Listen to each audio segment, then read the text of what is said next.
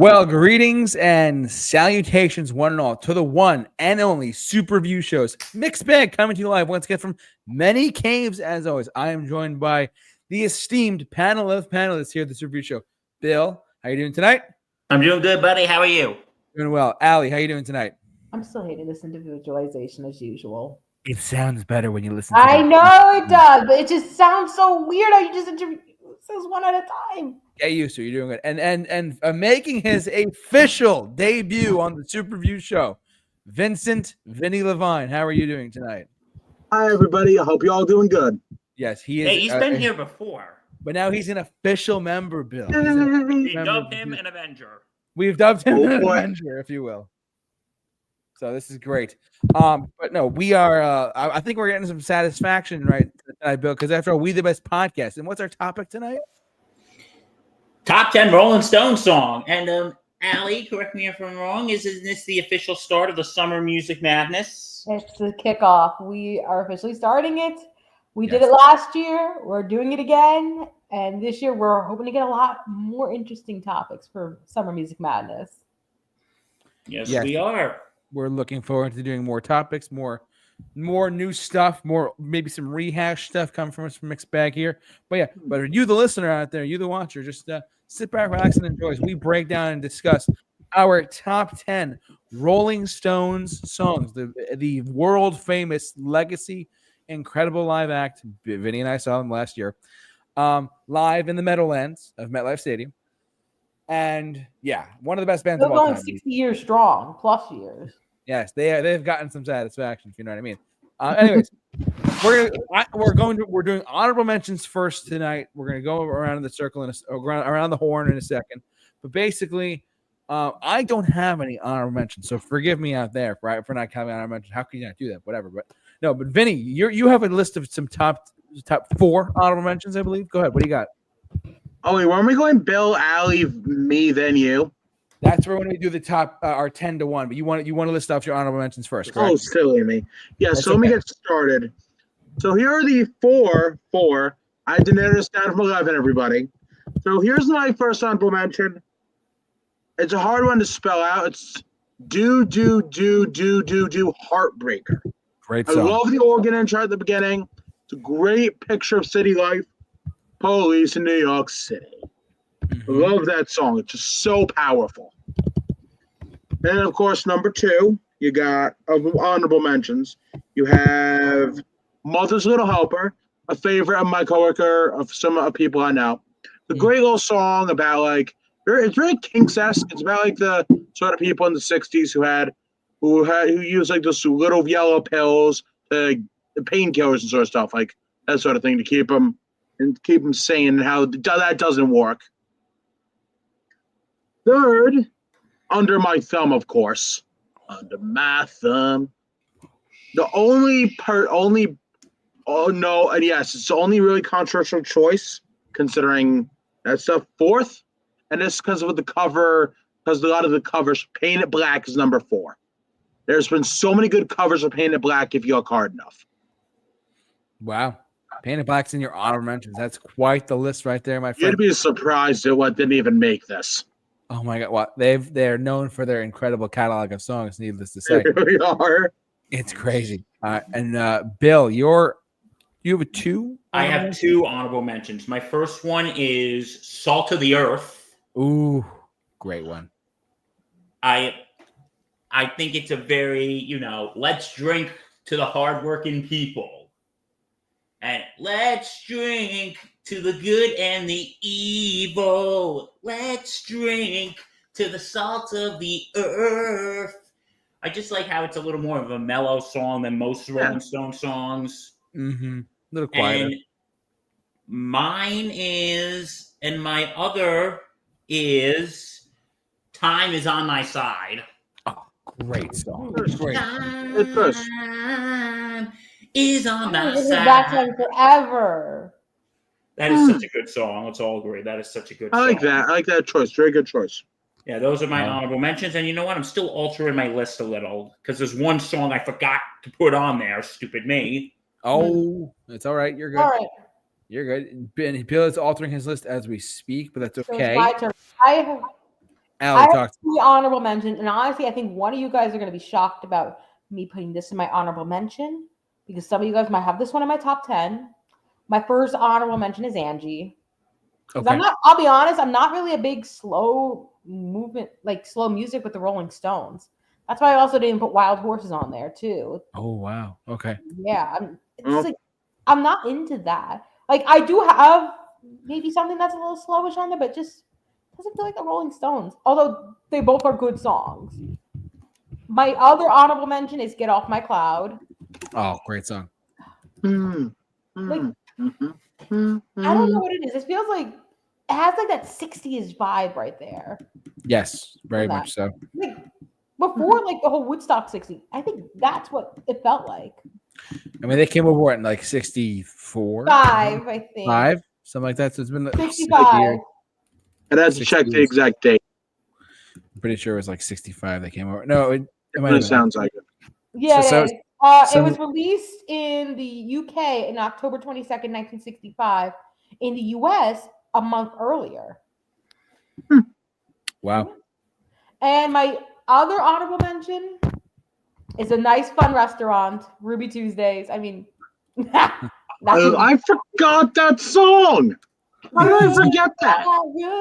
Great song. I like that restaurant too. So good. It's So so good. like, I don't know. I think the best version of this song is actually done on SNL for Kristen Wiig. Farewell. Oh my god. Wow. Did Ruby Tuesday on SNL? That was like over 10 years ago. I don't really watch Saturday Night You Live. It's the last. It was the last sketch of the season, and they did a farewell Aw. thing with Kristen Wiig with this song at the very end. But there was another song as well, which is actually on my top 10 that they did. There's actually a lot of really good covers of Ruby Tuesday as well Nice. out there. So I've been told. All right. Well, like I said, I have no honorable mentions because I typically have just a regular list of songs that I love to enjoy and cherish and whatnot too. All right. So, but now we're gonna go from 10 to 1. Bill, we're starting with you. Number 10. Your number 10 Rolling Stones song. What do you got? My number 10 is, you know what, guys? I told you once. I told you twice. Ooh, I know this one. And this time you have to pay the price. And guess what? What? This'll be the last time. This'll be the last time. Okay. The last time. My number 10 is The Last Time. I just like it. This is a pretty early Yeah. Stone 1965. song. 65, yep. It also came very close to being on my honorable mentions. I love that song. This is a pretty, this is like a pre-Satisfaction Rolling Stones. Vinny, am I right or wrong? I think it might have been the same album. Let me check. Vinny's This correct. is why we have Vinny here. I know that for a fact, actually. It is on the same album as Satisfaction, Out of Our Heads. Yeah, but no, this is like the Stones, their transition into that they weren't just, that they were, okay, because British invasion bands at this time, they were all the, the tight harmonies, the Beatles, the other bands. The Animals. The Animals. They were all like those tight harmonies, oh, so nice. But this was the beginning of the Stones saying, hey, we're not just another one of these guys. We're our own. Yeah. And this was the first, and this and that other song, which I'm sure we'll be talking about later. This was their, hey, we're not the Beatles.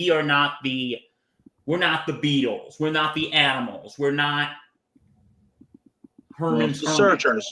The Searchers. We're our own. Yep. Yeah. And we have our own sound. They write their own. They write. Learning how to write your own song really paid off for them. Literally. It really did. Mm-hmm. All right. Where is it? Allie, number 10. What do you got? I mean, I know it's only rock and roll, But I like it. but I like it. Oh, This has been a really tough list for Rolling Stones, but I felt like I think I actually listened to this song the day after we discussed it doing it. I'm like, this has to be on my list. Well, work in. I mean, Oh wow! I'm actually just reading this. Yes, I'm using Wikipedia again. That's David fine. Bowie was actually a backup singer for Mick Jagger in this song. I didn't know that. I didn't know that either. But this was recorded somewhere 1973, 1974. That makes sense considering. Yeah, I never thought about that. But then again, they were the biggest band in the land at that time, so kind of makes sense, really. Anybody I'm wanted trying to back? get some more information on it. I mean, Weird Al Yankovic did a cover of it. We all know Weird Al Yankovic would do that. Of course. Yeah, he would. exactly. He's Tina Weird Al Turner Yankovic. did a duet with it at Live Aid. U2, well, Bono from U2 actually sang the chorus of it during the Rock and Roll Hall of Fame's 25th anniversary. Oh, nice. Oh yeah. Wow. I'm trying to see if anything really, They do a lot of that song has been around for a long time. Since what, 74? I forget. 51 years. 74 then. 74. And I think the meaning of the lyrics mainly just had to do with their public persona at the time. It's only rock and roll, but I like it. Yeah, absolutely. They played that live too. We saw them last time. Yeah. I'll have to listen to it live, but until then, I yield. All right. And Vinny, number 10, buddy. What do you got? So let me give you my number 10. My number 10 song is off Sticky Fingers. No, there's multiple songs on my list off that album. This one is relatively unknown among a lot of people. So I love the song. Can't you hear me knocking down your window? Can't you hear me knocking down your door?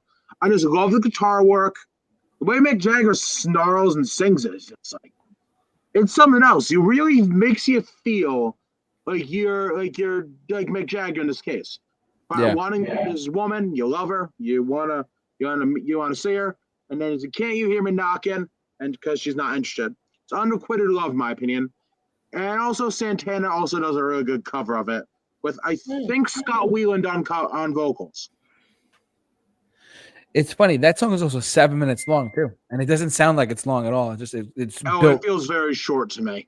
It does. You're absolutely right. You'd be surprised. Let's see. Up, JT. All right, my number 10.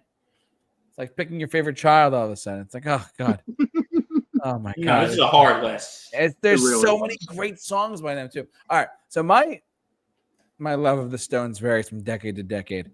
But I want to say you all might be surprised. I think Vinny would know this record more than I would, out of all of us compared to me. But my number 10 is a song that it's a little unconventional, but it's one of my favorites off their 1994 album, Voodoo Lounge. Voodoo Lounge. Yes, sir. It's called Sweethearts Together. You probably have never heard this song at all, but it's I bleed stones. No, it's a great cut. It is truly the definition of a deep cut. But if it's so like simplistically simple, for lack of a better word, it's just a great song overall.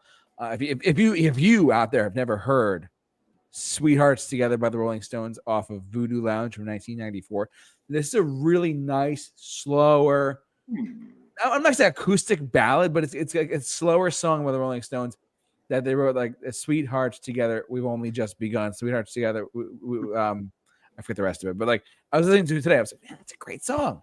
My number 10 is "Sweethearts Together" by the Rolling Stones in 1994's Voodoo Lounge. All right, Bill. Number 9, buddy. Number 9. I think this is actually a pretty underrated Rolling Stone song.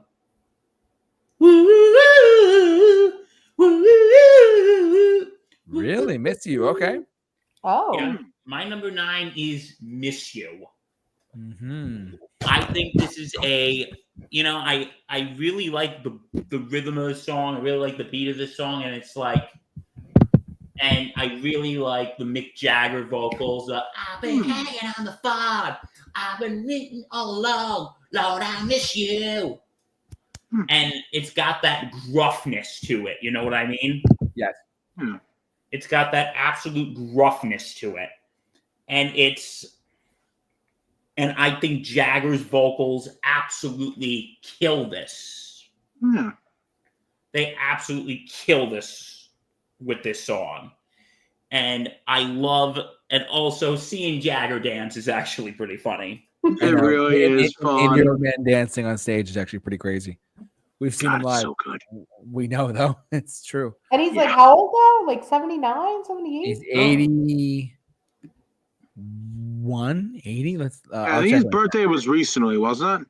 It was like this 2023 was his let's check actually. Hold on a second. This is why the internet exists.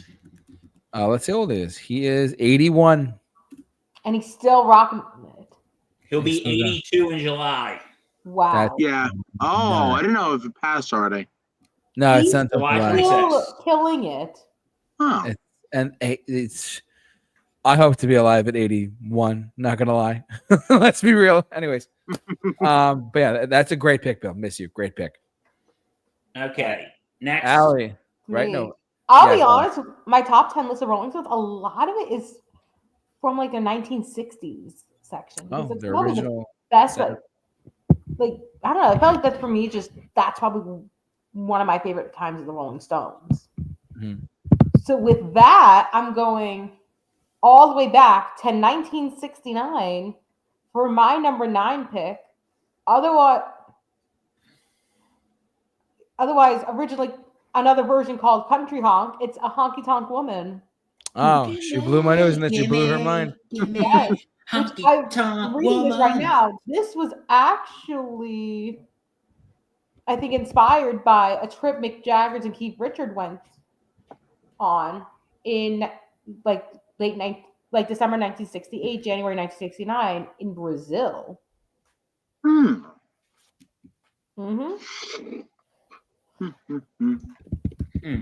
All right. Is that all you got for Trying to see what else.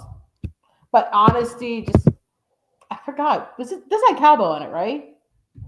Yeah, cowboy. Yes, I can definitely hear cowbell in it. I know the song well. Honky Tonk Women. Yeah. So that's your number 9 is Honky That's Tonk my number Women. 9. And Vinny, we didn't do your number 9 yet. What do you got? Yes, I know you're gonna get. Yeah, so my number 9 was actually on your honorable mentions. A little song, Let's Drink. I love Salt of the Earth. I love the beginning where I feel like Mick Jagger's kind of impersonating Bob Dylan. And I love the lyrics to the song. That's some really good lyrics. Like, look, says their prayer for the stay-at-home voter. His empty eyes gaze at strange beauty shows. It's a really, really funny song to an extent. It's also very powerful. Joan Baez also does a really good cover of it. She's plays it more straight than they do, but yeah. Because she probably has like that more folksy type style. She plays it straight, and it works. Of all the things, I mean, I think she's a great interpreter of music, but it works better in that it works better in the way the Stones do it. I like her version. I think the Stones have more of a hint of irony in it, really. Really? How so? Just the way they never really. It's not gonna ever subscribe to any political movements. I don't really know anything about it, what they believe. But definitely from the beginning, where it's like that Bob Dylan impersonation, it sounds like. I feel like there's a slight tinge of irony in there over what's being said. Just a slight one. All righty. So your number 9 is Salt of the Earth off of Beggar's Banquet, correct? Yes. All right. Well, mine is, I don't want to, it's funny actually. So for those of you who don't know, we do the show live. And I have to tell you, it's so funny that this comment came in because I will be your knight in shining armor coming for your emotional rescue. Emotional Rescue, the title track to the album, is my number 9 Rolling Stones song. Great cut. They don't play it live too often, but when they do, it kills. I've seen videos of it live on their 2024 tour. Great cut. Like it's like the Stones, like in 1980 or 81-ish, like around that time period. It came out on the title track of Emotional Rescue in 1980. Thank you, 1980. Sorry, but so 45 years ago. Yep. It it's kind of like them going. I'm not gonna say electronic or disco, but it's very much them like keeping Charlie Watts keeping a steady beat. There's a little bit of keyboard in there, but the sax solo is fantastic in it. Great cut overall. So my number 9 is going to be "I Will Be Your Knight in Shining Armor, coming to your emotional rescue." Oh. All right, Bill, you're number 8 for the Rolling Okay, Stones. this is going to be controversial that I put this kind of low, but my number 8 is "Sympathy for the Devil." Ooh, wow. Okay. That's fine. No, Interesting. more power to you. Here's the thing. I don't hate the song. I like the song. It's just that I don't think it belongs in the top 5. Fair enough. Hey, that's just my personal opinion, and I know people are probably sharpening their pitchforks right now. I don't see any. You're okay, though. I'm not. Okay. But what I do like about the song is Mick Jagger is singing as the devil, but he's talking about that society itself is the devil. Mhm. Because when you sing, he's singing about, but he's not singing about, any of the, kind of singing about the 7 deadly sins. He's not singing about a guy who wants to cheat on his wife. He's not singing about, people who, just like normal things. He's talking about society itself. He's talking about the death of the Russian Tsar. He's talking about the crucifixion of Christ. He's talking about the death of the death Kennedys. of JFK. He's talking about the Blitzkrieg in World War II. Goes when the bodies stank. Like people probably have this song pretty. People probably have controversy with this song because it has the word what in it? Devil. But no, he's singing that about how the evils of humanity are the devil. Exactly. And I like how Jagger keeps going in the song. Pleased to meet you. Hope to get my name. And because I remember talking to somebody about this years ago when I was in school. JT, because I'm so old, this was back when we rode brontosauruses to school. Bill, you're 41. Chillax. Oh, those are the days. And we fought saber-tooth tigers for gym class. Fun. So you're as old as Mick Jagger. No, I'm just kidding. But anyway, but no, I remember he said like he's taking credit for all the bad things that happened, and I hadn't listened to the song at that point. But then when I listened to it, I'm like, that's kind of the point. That's kind of the point. Yeah. But you know what? It's like famously said in the show Daredevil, the devil is real and he takes many forms. The devil isn't always what we think it is. It's not the, horns, pitchfork. No. The devil is just, it could be humanity's evil, war, murder. So much more in depth than just the lyrics. Yeah. I think that's what I think that's what it is of this song. It's basically that humanity is the evil. That it's not always the horn, the pitchforks, and abandon all hope, blah, blah, blah. So they'll call later. All right, so my number 8, I know people are going to probably murder me for this one. No, I totally we understand. You're good. It's just an opinion. My number 8 is Sympathy for the Devil. It's not even on my list, but go on. No, actually, I just want to say, musically speaking, though, for Sympathy for the Devil, there's no drums in that song. I hope you know that. Really? There's no drums. Bongos only. Cool. Totally serious. My uncle, who's a musician, told me that. Fun facts with the J. Yeah. That makes sense, actually, to think about. Yeah, there you go. All right, and then I forget. I was Allie, what do you got? But let me tell you this, Bill. You can't always get what you want. Oh my word! But you got what you need. That song's actually on my list too, so I'm going to let you talk about it now. Let me talk. Honestly, when you have that beginning choir, which actually is a real choir singing that beginning part, which I didn't know this until now, and so angelic. Also, I kind of feel like it's the song that I'm living through nowadays. When like you can't always get what you want. But And if you try sometimes, and you by get the a thing. time this was written, I think I thought this was like a song in the 70s. No, 69. this song 1969, July 4th is when it was released.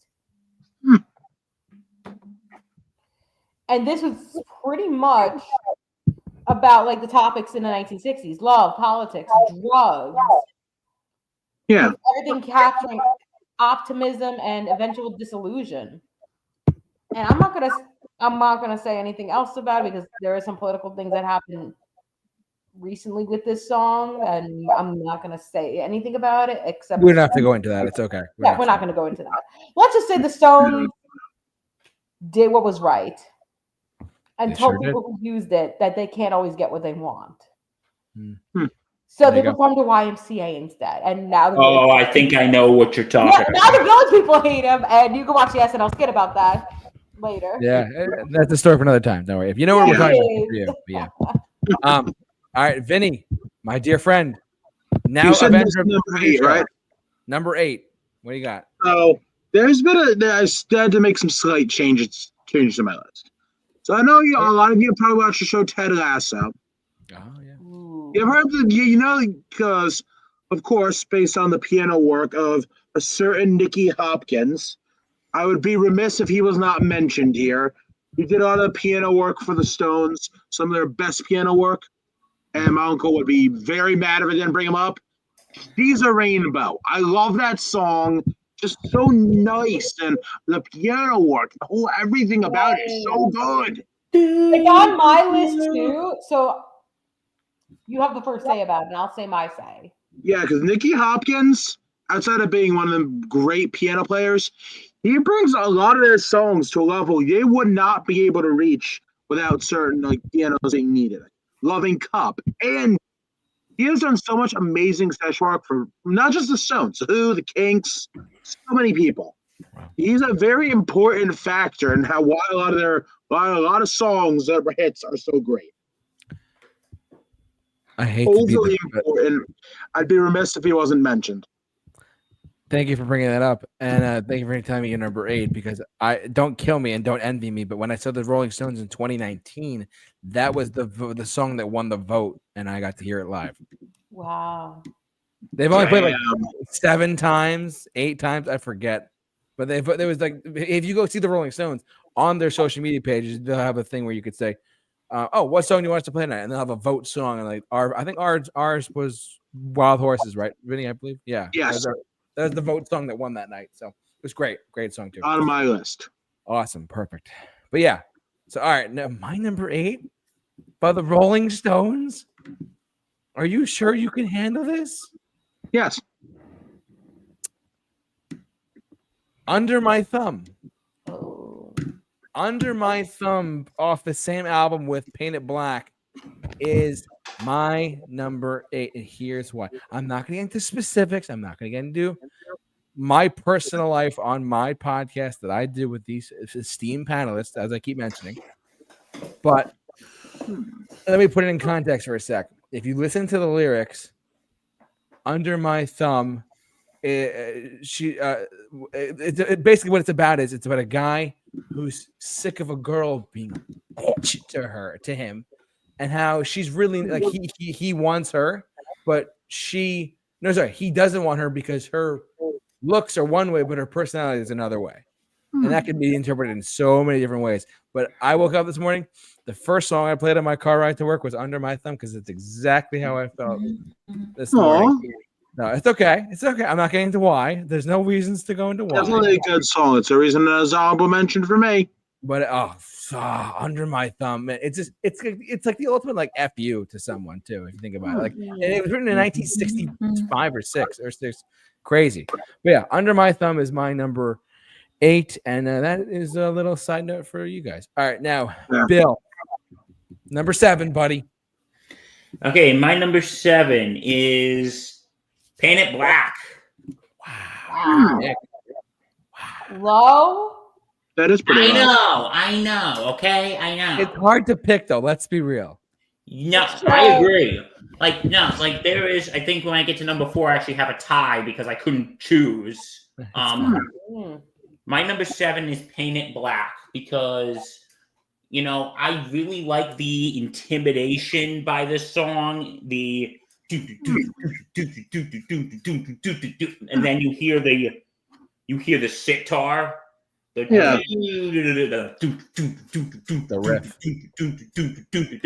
I see a little and I want it painted black. And I think this song's about the Vietnam War, I think, isn't it? I couldn't actually tell you. Because I know this song wasn't the end of Full Metal Jacket. Oh, it was. It was in the trailer for Full Metal Jacket too. Remember that? Yeah, it was actually at the ending too. I love that song. Great movie. But no, I just love the because again, and I'm probably gonna repeat this about 50 times. What's so good about the Rolling Stones is that they're not like the band that, you know, hey, we used to be light and funky, and now we're no, they always been the way they've been. Yeah, they're the bad boys of rock and roll. How the Beatles, and you know, I actually do like the Beatles more than the Rolling Stones. Sorry. You're good. But you know how the Beatles still had their, what is it there? To close your eyes and I'll kiss you, face, and then they went to come together. Like the Stones didn't have to do that. Yeah, they didn't have to go from like the Beatles went from light to more sort serious, of gritty. The Stones have always been gritty. They really have. You also have to think the Stones have also made some poppy music too. Oh, they sure have. Start Me Up, anyone? Yeah. Yep. And, that's not poppy. That's rock and rollish. Well, but but I love the and how it's just like pushing you into this song. And it's just, I see a little and I wanted paint it black. You just get that. It just hooks you in. And I feel like the song is pushing you in. Yeah. And I really do like this song. Great song. I did. All right, Allie, number 7. All right. This one might have a little bit of controversy because of the lyrics on this. But alongside with the Ruby Tuesday album, number 7 to me is Let's Spend the Night Together. Yes. Great song. Like, I don't know what it is. It feels like one of those romance songs that you can just, jam out to. Mm-hmm. It feels like,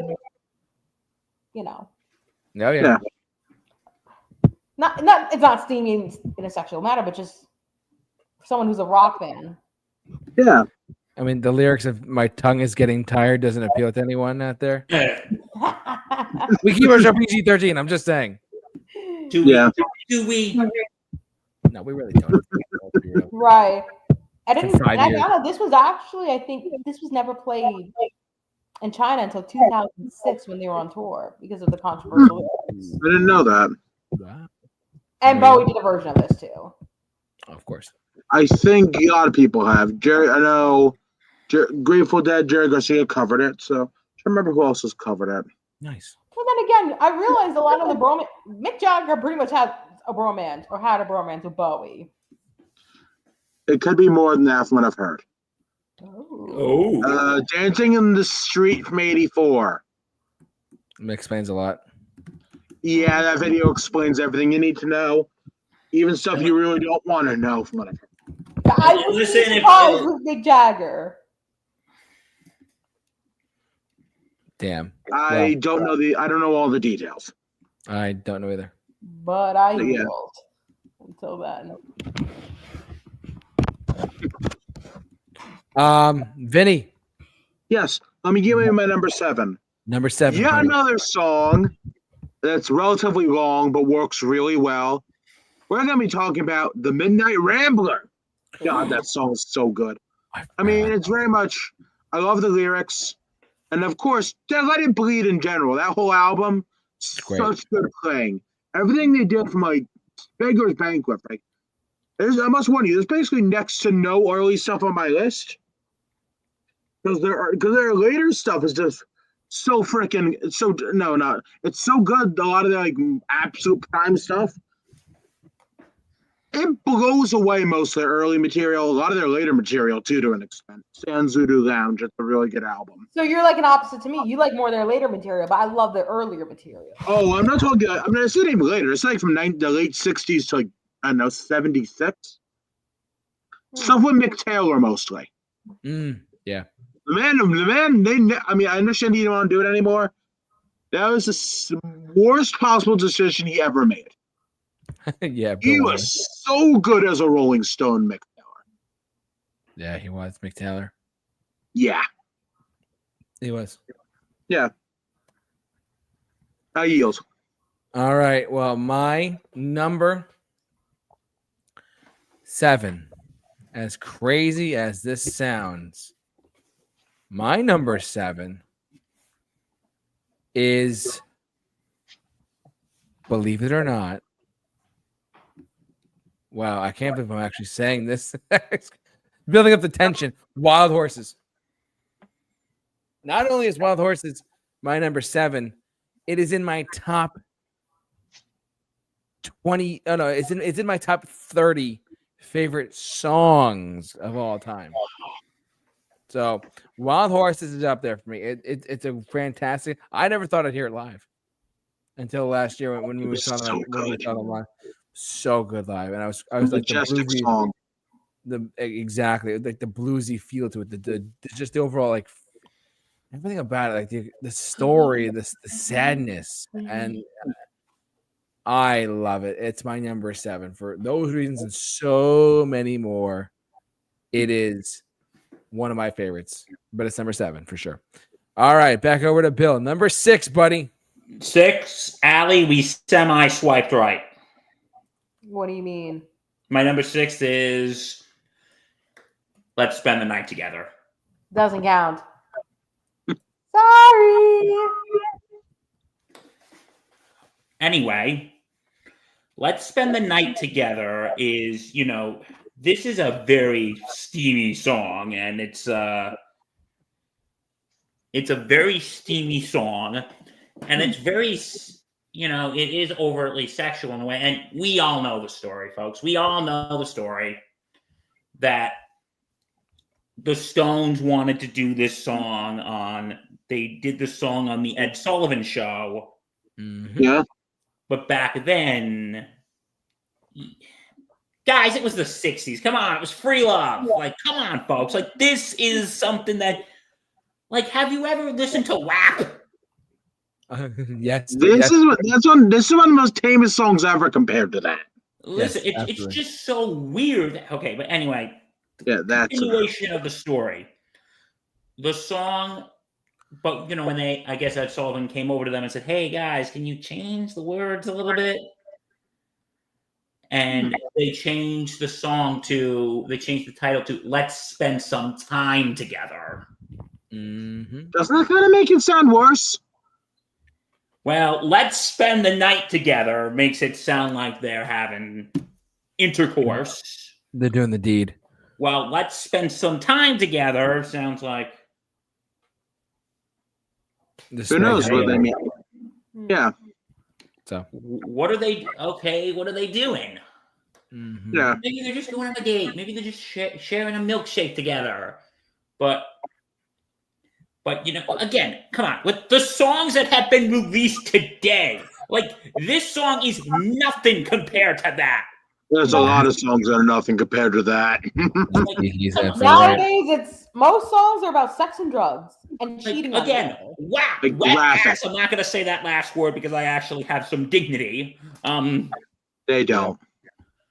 But like, you think "Let's Spend the Night Together" is edgy? Okay, it's edgy, but you think that's problematic? Compared to that, no way. Compared to WAP or 50 million other songs that have been released? I don't know. That's the issue with that song. If you have people who are still around going, "That song is overtly sexual. We listen to pure music." Okay, you know what? If you think that is the most if you think that is the most like problematic song ever, then I got a bridge in Brooklyn to sell you. Yeah, if they heard WAP, that song by those people, the WAP song, these people And are just for probably that, going Vinny, we're to splitting. If I sell them that bridge, we're splitting the profits. We sure are. We're Boom. splitting the profits. We sure Boom. are. Looks like I have the winning lottery ticket for $5 million. Okay, we'll split it 4 ways then. I'll split the money 4 ways. But anyway, Okay.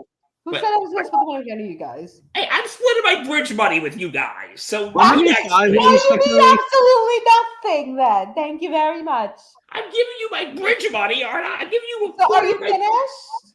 Wait, shouldn't we do this in 5 ways, counting Justin towards this so-called fine. bridge Yeah, money? he doesn't Two. get it.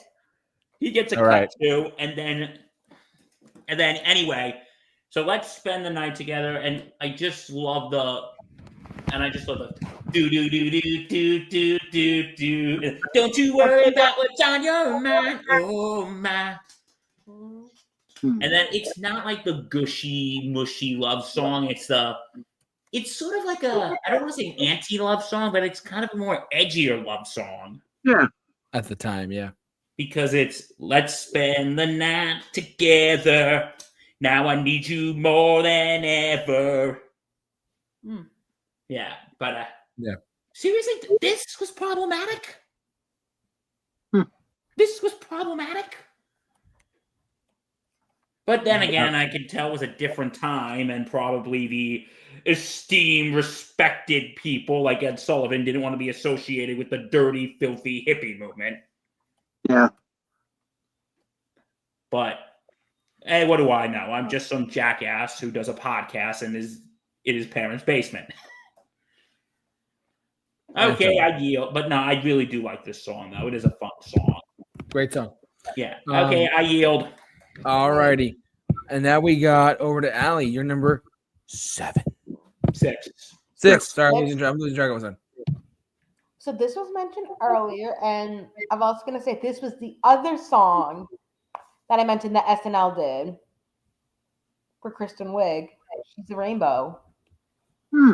It's a great song. Yes, I honestly love this song, and I just feel like I didn't realize it was psychedelic pop, but a lot of like colors. Not just she comes in colors everywhere, but have you seen her all in gold, like a queen of days of old?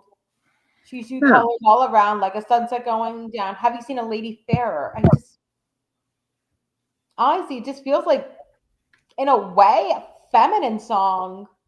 Yeah. But like That album gets no credit either, Satanic Majesty's Request. That album gets no credit still, and it really should. what? The album that song's off of. Oh. Nobody gives that album any credit. I mean, some people do, but not enough people. And this is That's also, Sgt. Pepper I ripoff. think, that this was the prettiest and most uncharacteristic song that Mick Jagger and Keith Richards ever wrote. And so psychedelic, too, at the same I time. agree. But for me, I feel like this is probably one of the most underrated songs of the Rolling Stones. I could agree with that. It really is very underrated. Yes. And it's just so pretty in a way. Yeah, it's a lovely song. And you know who this is a favorite of? Who?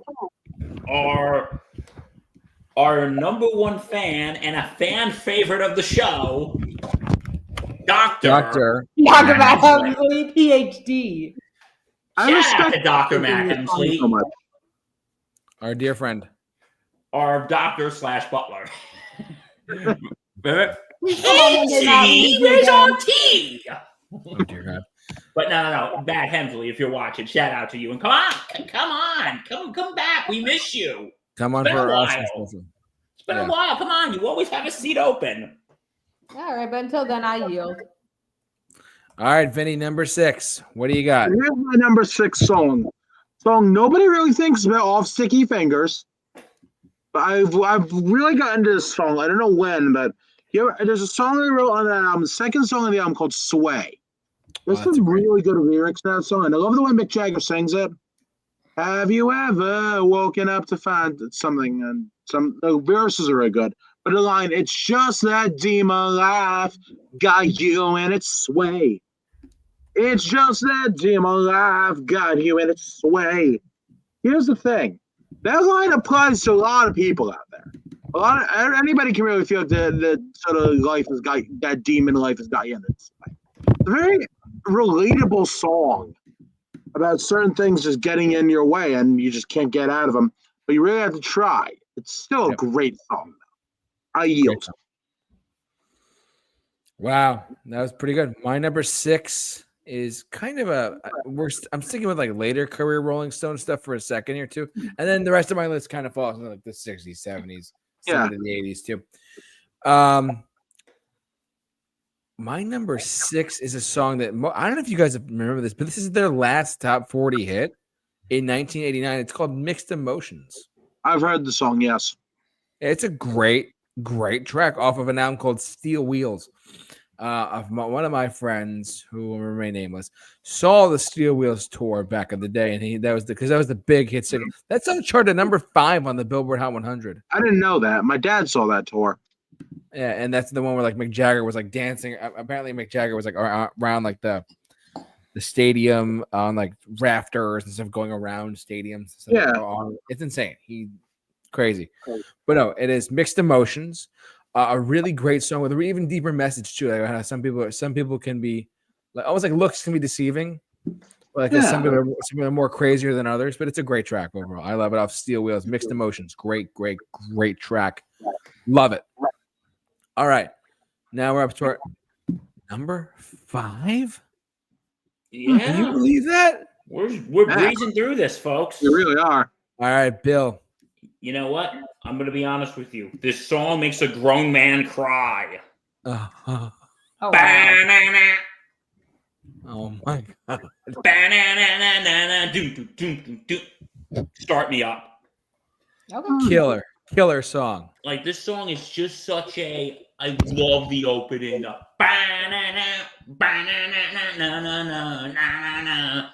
And then with the stop me up, rolling with Mick Jagger, how he just is such a freaking ham in this song. He's just having so much fun with it. And okay, the music video is a little but we're not here to discuss that.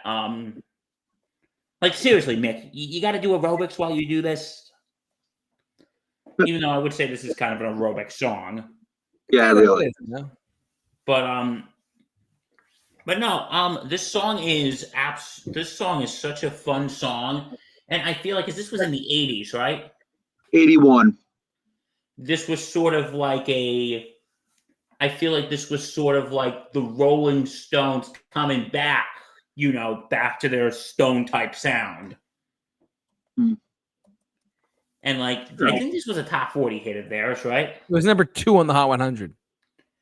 So, yeah, because this would show that, hey, the Stones, 20 years later, they're still relevant. Yeah. They're not they're not in Vegas doing residency. So it's like, hey, you're here for the next till you die because you're no longer relevant, but maybe the old people will come and see you. But no, this shows, hey, we're still making hits. We're still on the chart. We're not music your grandpa listens to. We're still here.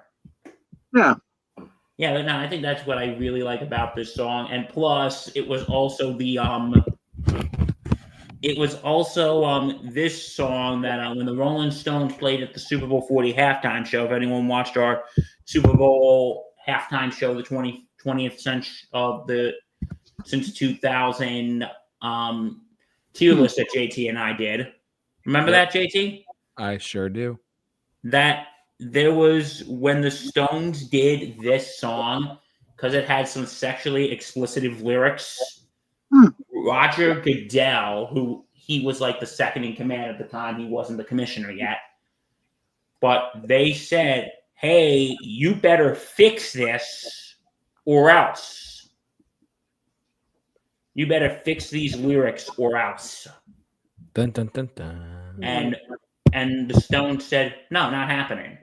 And then, okay, this was 2 years after we all saw Janet Jackson's nipples, so the NFL was still in a was still in panic mode. Yep. So then they had a compromise, and what they did is, okay, here's what we'll have like a 30-second delay or a 5-second delay to the TV. So when we get to those lyrics, we'll mute Mick Jagger's microphone. Mm-hmm. What? That seems kind of stupid. What was that, Vinny? I mean, just because they were afraid of the whole Janet Jackson thing, that wasn't even her fault. It was more Justin. It's Justin Timberlake's fault. Yeah, he got another Super Bowl halftime show. Yeah, trust me, that's a whole other topic for this episode. But no, the NFL was in. That's why sorry if I'm going off topic for a second, but if you look after the next 5 Super Bowls after Janet Jackson, yeah, they're all classic rock. They were all classic rock because the McCartney, Prince. Because the NFL was trying to make more safe choices. But again, I said this on that video. This is who you're going to pick for a safe choice. The Who, too. Wasn't The Who one of them? Yes. Yeah. I remember liking theirs a lot. Yeah, like this is your safe choice. Yeah. Like the Stones is your safe choice. They're That is not a a very safe good choice. point. Yeah. But they wanted to still, because they were still in panic mode. But yeah, I do love Start Me Up, and it's such a fun song. I yield. All right, Allie, number 5. All right. So according to the Rolling Stones magazine, this was ranked in the top 150 of the 500 greatest songs of all time back in 2021. My number 5 is another underrated 60s Rolling Stone song. It's Jumpin' Jack Flash. Oh, it's the gas, gas, gas. Yes, Yeah. and this was them actually returning to their blues roots after the whole psychedelic pop She's a Rainbow and stuff. Yeah. And it's all right. There's a lot of really good versions of that song. That's Johnny Winter. Ooh, boy. Oh, yes. Jumpin' Jack Flash, it's a gas. Oh, Yeah, Feels Live. If you've never seen the Stones, get on it. But yeah. It's a gas. Do, do, do, do, do. I mean, I was born in a crossfire hurricane. Oh, okay. I mean, this is again. Why does the Rolling Stones always have to be controversial in a way that it should not have to be controversial? Nah. They're always controversial. I guess they were probably the first controversial band. They really were one of them. The Who, too. My generation. Of course. I mean, See Me, Feel Me. Yeah.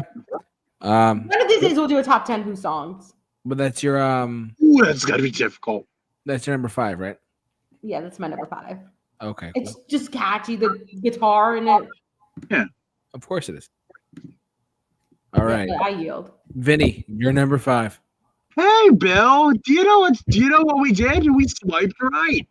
So I also picked Start Me Up at number 5. Oh, okay. We swiped right. Hey, Vinny, am I buying dinner or you buying dinner? Depends. But yeah, I don't know. Depends on who wants to do it. So I love the song Start Me Up. It's very catchy. It definitely does feel like a reintroduction to what the Stones were after like, Some Girls and Emotional Rescue. But I also love it for another very personal reason. That Windows 95 commercial with that song, I remember that. Great song to give Windows people Windows 95. Start me up. Start me up. Start me up. I'll never stop. Never stop. There you go. Man cry. All right. Vinny yields my number 5 for the Rolling Stones. Dear God. So this yeah. The hard list. Let's just all admit it. Really is. All right. As I get more and more tired as time goes on as we record our podcast, I'm going to say my number 5 as follows, believe it or not, is... You ready? Can you handle it? Gimme Shelter. Oh. Gimme Shelter. And I've heard it live twice, I believe. We saw it the second time, right, Rennie? Yeah. I think, yes, they did play that. Okay. That song is 3 chords. It's the epitome of a band making music. What's so powerful about Gimme Shelter is that it's covered beyond belief by so many artists. It's only 3 chords. And on top of that, it's like G, B, A, I think. Unique. I don't know the exact chords. In fact, it never charted on the Billboard Hot 100, whatever. Yeah. But it's been played on radio all the time, which really just, to me at least, shows how powerful music can be as a driving force. And it's not just, a hit single. It shows how people, if like Bob Dylan's Like a Rolling Stone was the same way. Like it's a 6-minute song, but it was charted number 2 on the Hot 100 because people wanted the radio stations to play it. So they said, play, and they played it. And then the rest is history, as they say. So Gimme Shelter is my number 5. Bill. Yes. Number 4. Okay, my number 4, I literally could not decide. So my number 4 is a tie between Jumpin' Jack Flash, because, funny story, when I first heard that song, the Jumpin' Jack Flash, it's a gas, gas, gas. I'm like thinking, wow, he must have had some really bad indigestion when he wrote that song. Exactly. But then somebody had told me that gas, gas, gas is a good time. Yeah. But no, it is more sort of a slower type of, like what Allie said, more bluesy type song. Yeah, much more bluesy. It is sort of more of like a bluesy type song. And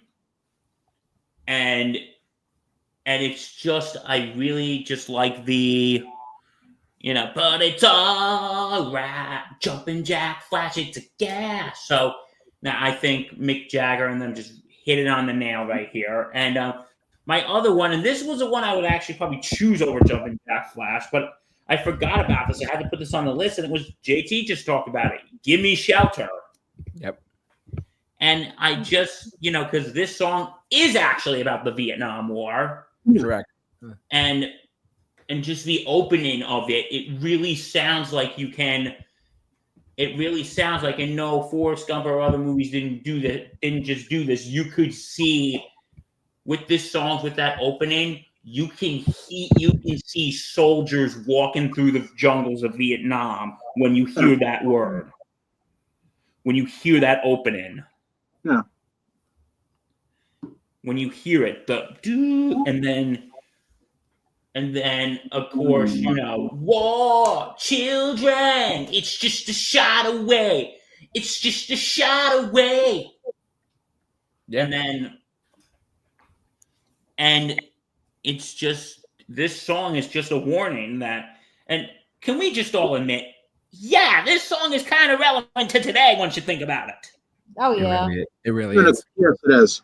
When you think of, not getting political here, but when you think about the war in Ukraine or what's going on in Gaza, war is just a shot away. Yeah.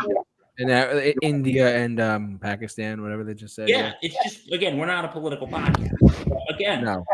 this song is, we don't get political, we get topical. That there's a difference. Yeah, exactly. Mhm. Yeah, that's a really good point, Bill.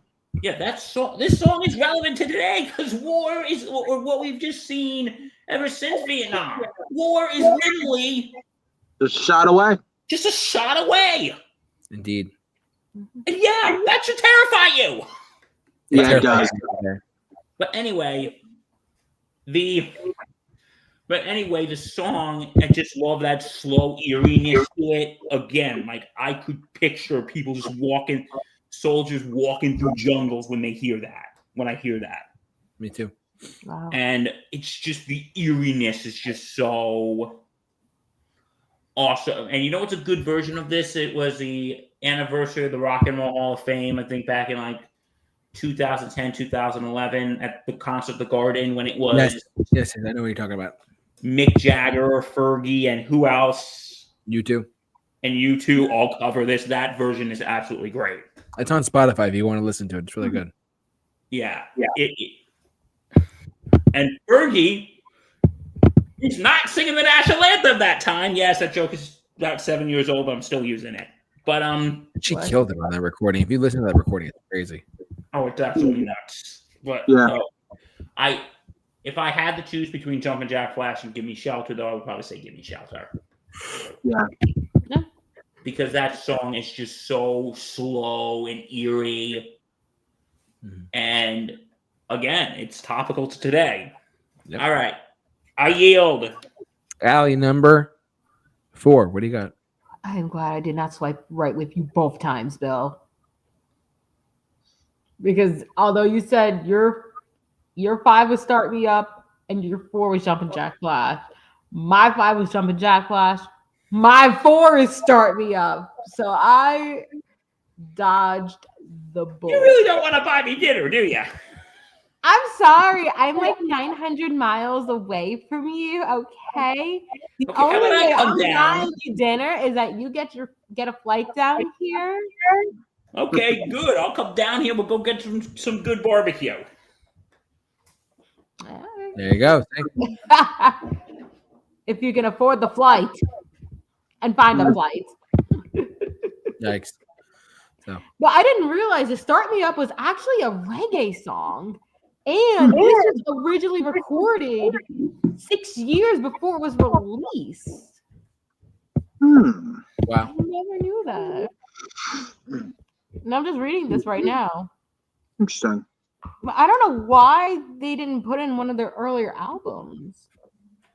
That's And a very it good was question. called Never Stop. Wow. Interesting. Never stop. Never stop. Start me And it up. took 6 hours to record. Wow. That's a lot of. That's technically not a lot of time. You know, it's a lot of time in one day. That's a very small amount of time. And who knew that this song, which is catchy, took that long and that short? Yeah. And Billboard said that this is probably one of the biggest earworm songs there is. It really is. And in the Billboard Top 100 in 1981, it was only number 2 to Arthur's Theme. Oh my Oh, god. by Christopher Cross. Yes. Hmm. Come on, that. First off, I love the Arthur's Theme by Christopher Cross. This should have been number 1. I agree. I did not know that's what held this back. That doesn't make sense to me. No, not at all. And I'm trying to think what else happened here, but it has been commercially used a few times. And I have made grown men cry by putting this a little higher on my list. Mm-hmm. So I yield. All right. Vinny, number 4. So my number 4 is, of course, yet another great song from the Rolling Stones, Angie. Thank you, Nicky Hopkins, for that piano part. And it's just such a devastatingly beautiful song out of relationship disintegrating. It's one of the best in its field of relationship disintegrating over a song. Very few songs are like that. That, Love Will Tear Us Apart by Joy Division, basically the entirety of Rumors, but even then, I can't just pick one song. I love this song. It's just so sad, hopeful, but it's so sad. I yield. It all comes down to me, doesn't it? We're only on number 4. I know I'm messing with you. All right. My number 4 is, man, it's hard to pick when you have so many of the best songs of all time, but how could you go wrong? How could you go wrong with You Can't Always Get What You Want as my number 4? Now, this song is also, just like Wild Horses, in my top 30 favorite songs of all time. Why, you might ask? I've never heard it. When I put something in that list, I try to pick something that is both iconic, timeless, and also I've never heard anything like it since that point or until now. The choir at the beginning, the meaning of the song, it is perfect. I I agree. love it. My number, but it's not my number one. My number 4 though is "You Can't Always Get What You Want" by the Rolling Stones. Bill, number 3. And he's muted. Hold on one sec. Here we go. My There we number 3 is "You Can't Always Get What You Want." Oh my God. How funny is that? Yeah, but it's but no, like the song is just the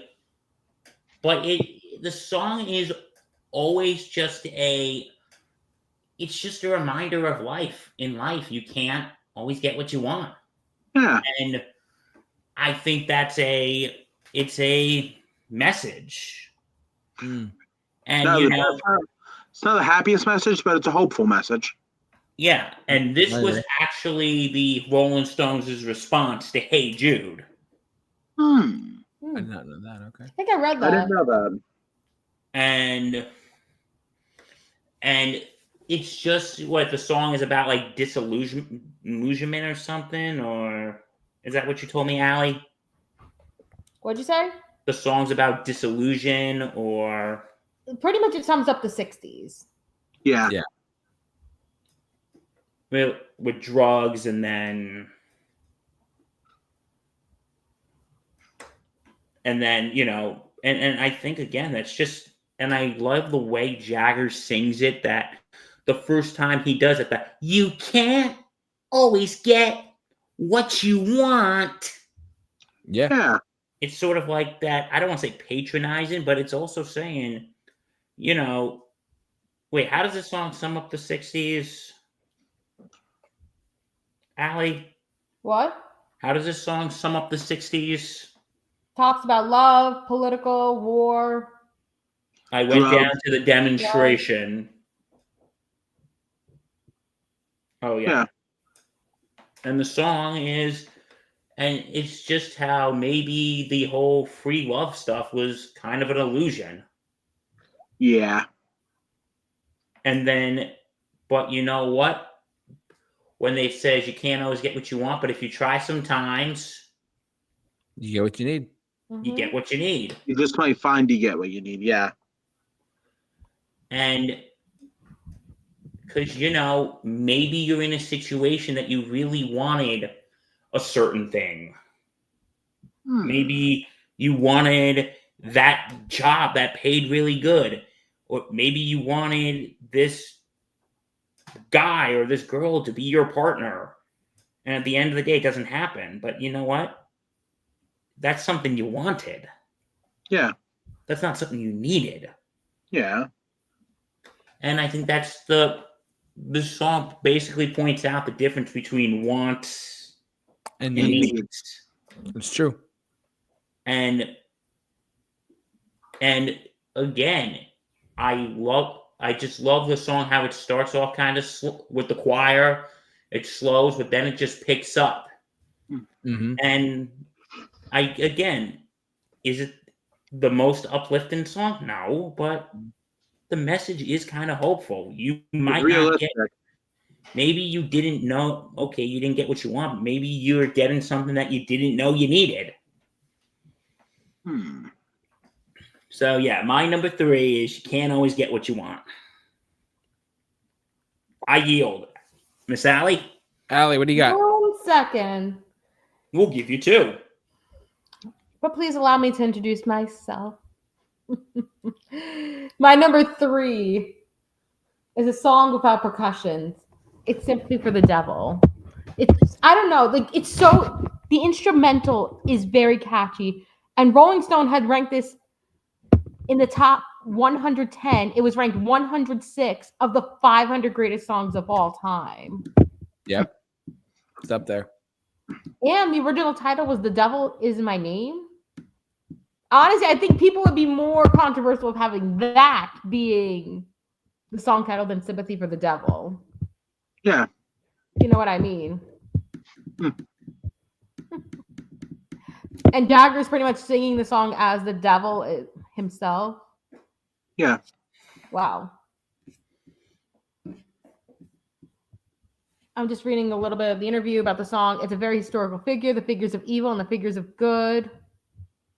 I mean, it's definitely focused, as Bill said, on the human history of Satan's point of view. And I'll be honest, this song is can be used today in what's going on in this, not only in this world, but in this country itself. Oh, absolutely. I'm not saying anything else with that. Also, Guns N' Roses has made a cover of this song too, which I didn't know. Oh boy, I'm curious to hear it now. Who covered it? Guns N' Roses. It's not that bad. Fun fact, a lot of people have tried to cover Sympathy for the Devil. That broke up Guns N' Roses. Motorhead tried it. They disbanded. Apparently a curse behind people try to cover it. So in other words, Sympathy for the Devil is a very cursed song. Yes.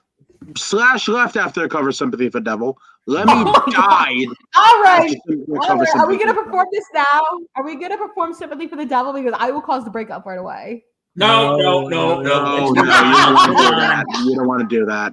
We'd like to keep this going as long as possible. Thank you very much. Yeah. Thank you very, very, very much. All right. Come on. It would be so cool to do it. And Yeah. Vinny's turn now, right? I'm sorry. Yep. Yeah, I yield. All So right, my Vinny. number 3 is Wild Horses Ooh, great pick. because they couldn't drag me away. I love Wild Horses. I've heard so many good covers of it.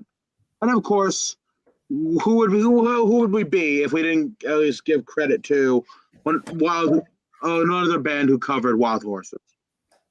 So some people say this person helped co-write the song of Mr. Graham Parsons of the Flying Burrito Brothers. They do a really good version of the song. It doesn't hold a patch in the Rolling Stones version, which it's so beautiful. It's a beautiful song, majestic. You can make a movie about this song. Really But good. there's very few people you can do that with. Springsteen, you literally have. Highway Patrolman made a movie about that. Wasn't a great movie, The Indian, but still, by Sean Penn. Yeah, you could make an entire movie out of Wild Horses. You really could. It's majestic. We haven't done it yet. I'm kind of surprised too. You could literally structure it based off like something like I don't know exactly. But it could work. The sheer panoramic majesty of the song. I yield. Wow. I love Vinny Wild has Horses. spoken. Vinny has spoken. I've spoken. Wow, I can't believe I'm going this far. I mean, like, number 3 for the Rolling Stones? Did we Yep. have to go that far? Oh, yeah. Listen, the more I hear it, the more you can understand greatness when you hear it. I've always said this before. You could hate something, you could love something, but when you hear or watch or see or interpret greatness, you have to hear it. Yeah. Ruby Tuesday. Who could hang a name on you? Ruby But Tuesday. they have a good salad bar. I've heard they They do. sure do. They sure do. No, but the song Ruby Tuesday. It's one of the last songs that not Ian Stewart. What's it up? Brian Jones. Brian played on. Jones. Oh, wow. Brian Jones died because he was so drugged up. This is a true story. He was so drugged up. He actually he played flute on it. He played a recorder. I forget what it was. You know the recorder? That's all he could do at that point in his career. He was so drugged up. It was terrible. Yeah, it's terrible the way he died. I agree. I didn't know a recorder was used for that. No, or I forget the exact I forget the exact instrument, but it was definitely just something that just not, it was kind of sad. He died of overdose of drugs. So He actually did not overdose. He drowned in his pool. It is an alto recorder, otherwise known as a common flute. Thank you. Sorry about that. But yeah, no, this is my recorder. Wow. I didn't know that. Yeah, That's so interesting. There you go. That's yeah. Who would have thought? Yeah. So, needless to say, my number 3 is Ruby Tuesday. Bill, we're coming down to the final 2. What do you got for my number 2? Oh my God, we keep missing it. My number 2 is also Ruby Tuesday. You've been Are you serious? you've been aiming for your targets, Bill, but every time you're Yeah, you're too late. there was one time, and that was to start me up. I know, right? Yeah. I am And- not buying you dinner anytime. I'm just kidding. Anyway, no, Ruby Tuesday. It's just sort of this nice ballad you got, and then I just love how that flute or whatever it is at the beginning, and then it just goes into the chorus of goodbye, Ruby Tuesday. Who could hang a name on you? And when and Ali brought this up earlier, Kristen Wiig's exit off of Saturday Night Live. I remember they played She's a Rainbow, and then because Mick Jagger was actually hosting that night. Aw. And then they closed with the chorus of Ruby Tuesday, and they're pointing to her when they say, "When you change with every new day, still I'm gonna miss you." Mhm. And Aw. the song is just, I really love the song so much. It is just such a song about how life goes on. That's how I take it.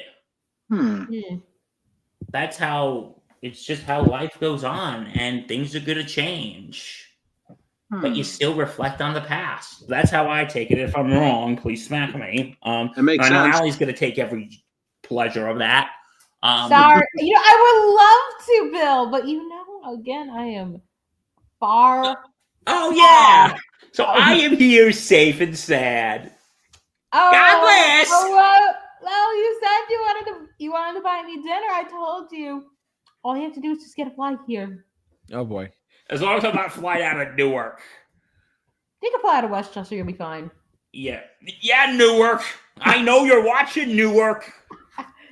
Yeah, that airport's not being flown out for me until all that stuff is settled. Yeah, I've officially declare war on Newark Airport. But anyway, You want a shoe so you can hit a plane with it? no.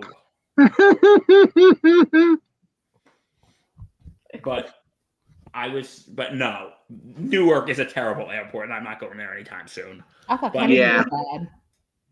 But anyway, no, but this song, I love this song. It really is great.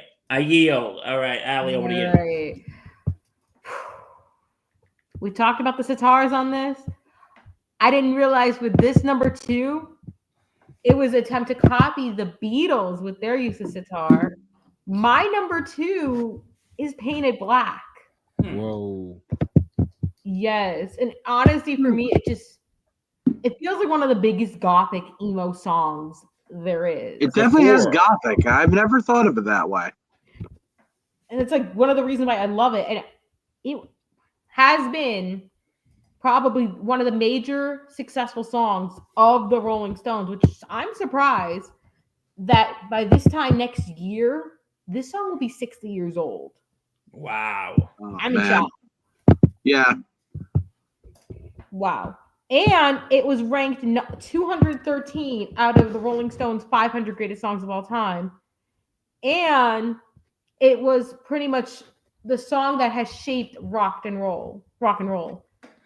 And the amount of times this song has been covered, no one does it better than the Rolling Stones. And I forgot, who did you guys mention with this song being covered? Who covered it and all? Eric Burden, the Animals do a real good cover version of it. Eric Burden and War do a good cover version. Have you? Who else? If you were a There's a big lot of Adam bands. Boy person, the Wednesday series, they had that covered in a cello instrumental version. Interesting. I like that concept. Ooh, That that could sounds work. interesting. It was like from the first season. By the way, I'm ready to watch season 2 of it. And I hope I can do a reaction to it. An opinion. But it is so good if you've ever listened to it. And I think, did Jenna Ortega do the whole thing? I think she might have done the whole cello thing. She played that on cello? She played Wednesday Addams. But she actually played it on cello as Wednesday. Yeah. Oh, wow. More power to her. I'm Ooh, not a I'm giant curious fan to of see her that. being in every horror thing, but I respect that. Oh yeah. Oh, and this was actually used in the Black Adam movie too.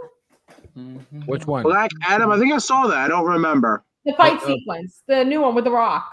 I think it was. Oh, I saw the movie in theaters. I don't remember a thing about it, but I think they must have used those. But yes, I mean, Probably reason I don't remember it though. It wasn't but good. then again, this song literally, I feel like you could just—it's like a gothic anthem right there. Hmm. So with that, I yield. All right, Vinny, number 2. What do you got? So let me give you my number 2. My number 2 is also named a very good documentary about a certain little event called Altamont. Yeah, not a good little event. I'm at it. I'm being ironic. I'm being very sarcastic. Give me shelter. It's literally the sound of the apocalypse. There's no other way to describe it. The song is literally, I can't think of another way to describe it. It is the sound of the world ending. And of course, don't forget the Mary Clayton background singing made her entire career. And yeah, there is never going to be anybody can say that a woman can women can sing that part very well. There's no equaling the original Mary Clayton. There just isn't.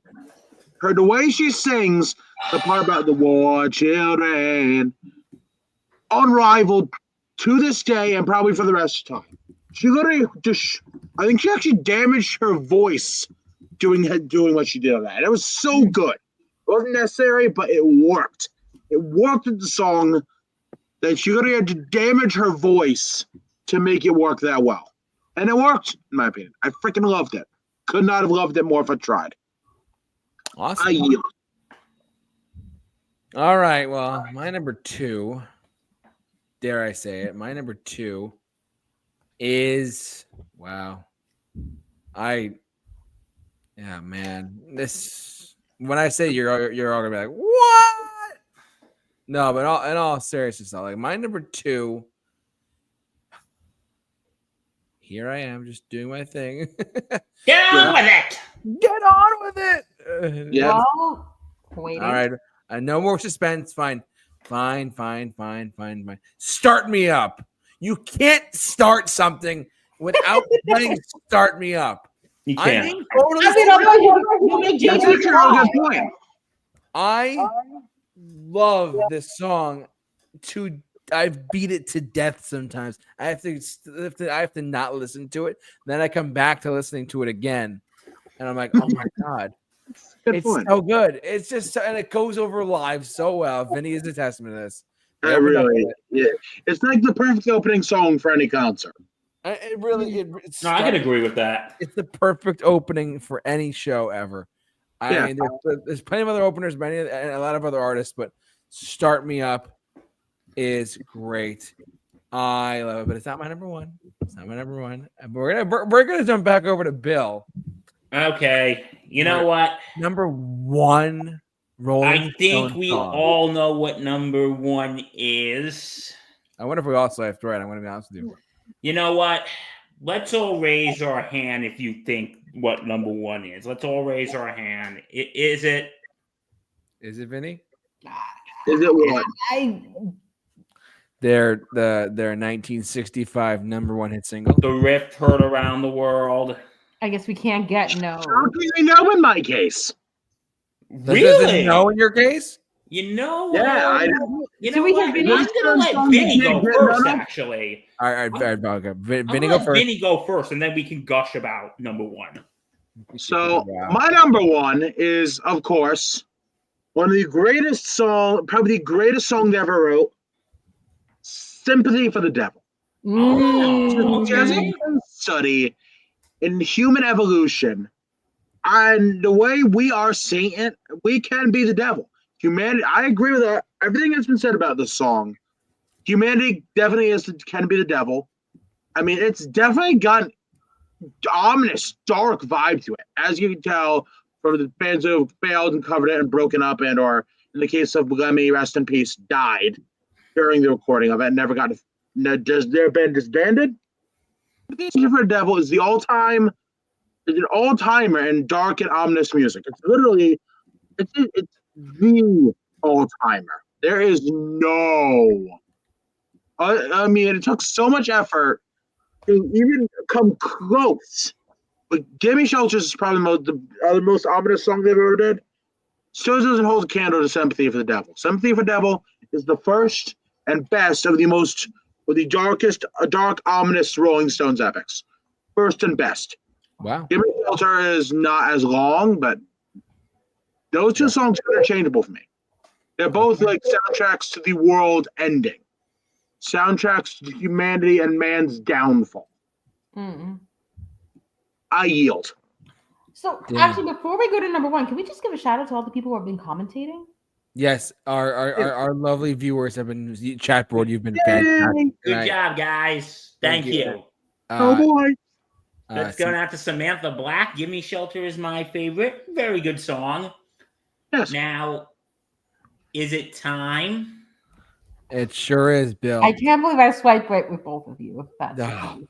Okay. You're trying to do It this is all the night. guitar riff known around the world. I'm even shocked this didn't even make your top 10 list. Bow, bow, bow, now, now, now, now, bow, bow. Didn't make my top 20. Really? Yeah, I don't know where I'd put it actually. Great song, but yeah, it did not make my list. There's a lot of people who've done it really good too, so I'm shocked. It's just difficult, really. Number one is, come on, let's say it all together. 1, 2, 3. I can't get no satisfaction. Satisfaction. Bill, why don't you? But I tried. You tried. But why don't you explain it first? Okay. Well, first of all, the opening riffs. That is the most recognizable.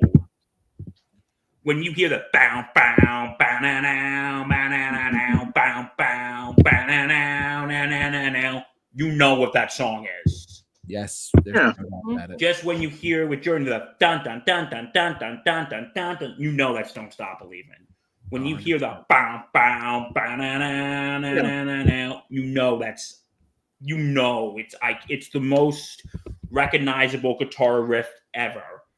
And because you know what, and I talked about this earlier, this is the Rolling Stones just being the Rolling Stones. Mm-hmm. Because, okay, for those of you who don't know, I can't get no satisfactions about sex. What gave it away? Thank you, good night, and guess what? It's also about commercialism. Don't forget about the commercialism. Really? Yeah. It's about commercialism. I'm just trying to read it. I'm just reading Wikipedia. The lyrics reference to commercialism. Because I tried, and I tried. Mm-hmm. But no, like, because you know, like the songs back then, because you know, again with the again comparing it to the Beatles, but like I said, I like the Beatles more than I like the Stones. But you know how the Beatles were all like, "Close your eyes and I'll kiss you tomorrow. I'll miss you. Remember, I'll always be true." But when it came to the Stones, they're like, "Yeah, screw that mushy stuff." No, because you know what? I can't get no satisfaction. Yeah.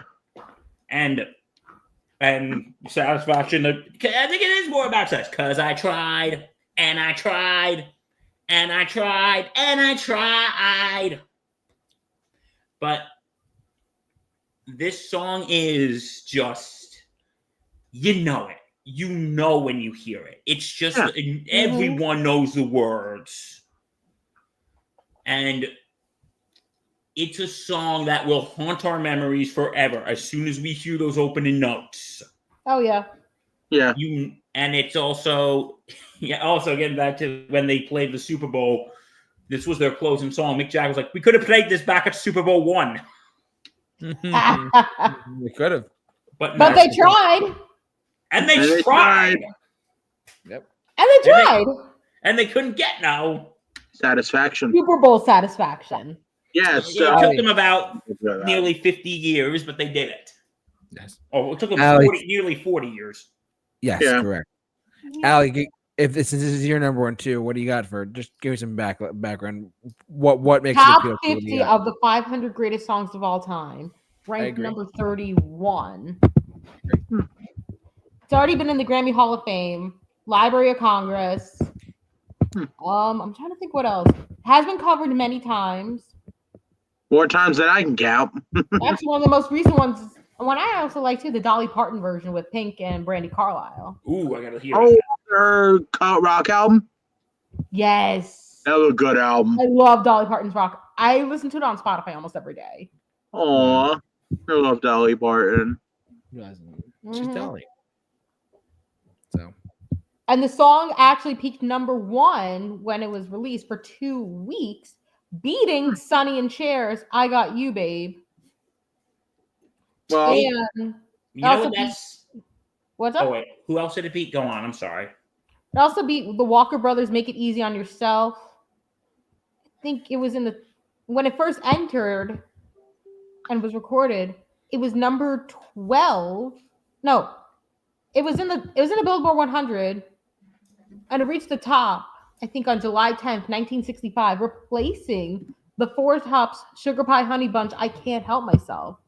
You know what that symbolizes right there? What? We're done with all the mushy "I got you, babe" and "sugar pie, honey bun." And don't forget the Henry Changing of the VIII "I guard, Am" kind song of. by Herman's Hermit. What was that? Don't forget the Henry VIII song. This said we're done with all that mushy, like basically 50s 2.0. Yes. This is what this decade is. Passing of the torch, kind of like that, or changing of the guard, even. Yeah, because I Like always say it's the going from first this mushy lovey-dovey to like having satisfaction for this pretty much I don't know what you call, I guess, British rock. The British Yeah, invasion, yeah. This is the more edgy part of it. J-Man. it's my turn to talk about one of the greatest songs of all time. Yes. Well, in my opinion, this is one of the best songs ever written or composed, period. Subject matter is obviously very, very, it's covered well. Like for a long time, I was like, I just love the song. It's a great song. But then you dig into you really listen to the lyrics. It really is about, doing the deed. Needless to say, though, this is not just one of the best songs of all time, objectively, subjectively, whichever way you want to put it. This is one of the best songs of all time. I would say it's in the top 10 of all time.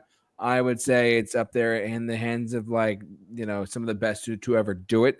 It is the song that made them superstars. It is the song that made them who they are and what they are to this day. There's a reason why they close with this song all the time. Even though They always close with the big song.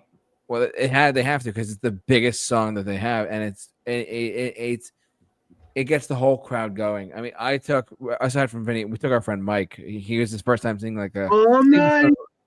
first time seeing. Shout out to Mike. Yes, our dear friend Mike. First time seeing him live. Seeing them live, and he was like, "Dude, this is one of the best shows." He's a metal guy. Like he's a metal guy. He'll see like deathcore and stuff like that. I think it was, hey, Mike, I got you a ticket to see the Rolling Stones. Do you want to come along? He's like, you got a ticket for me? I said, yeah.